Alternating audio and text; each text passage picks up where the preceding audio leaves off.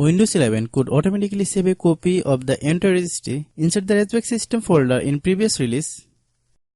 If you want the legacy behavior back, Windows 11 includes a registry key to enable automatically backup again for the entire registry every time your computer restarts successfully. To enable automatic backup of the registry, use this step. Hello guys, and welcome back to my YouTube channel Shaem Tech BD. Today I will discuss how to enable automatic registry backup on Windows 11. I have a request, if you are new to the channel, please subscribe and stay with us. Open Start on Windows 11. Search for Registry. Then select Run as Administrator. Expand SQL Local Machine. Expand System. Expand Current Control Set.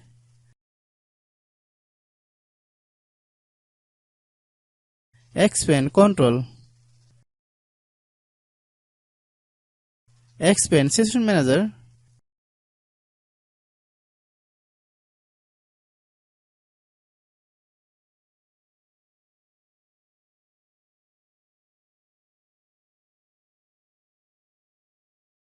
Open Configuration Manager.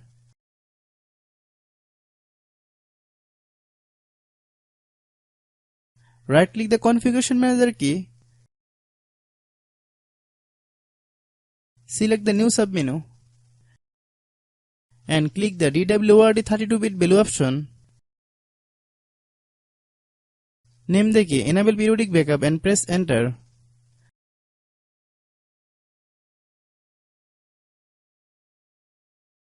Double-click the newly created DWRD and set the value from 0 to 1. Click the OK button. Restart your computer.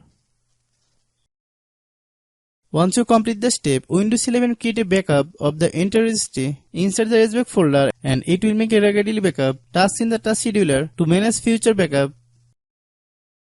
Hope you understand. I have a request, if you are new to the channel, please subscribe and stay with us. By watching my tutorial for more tech videos, you can subscribe.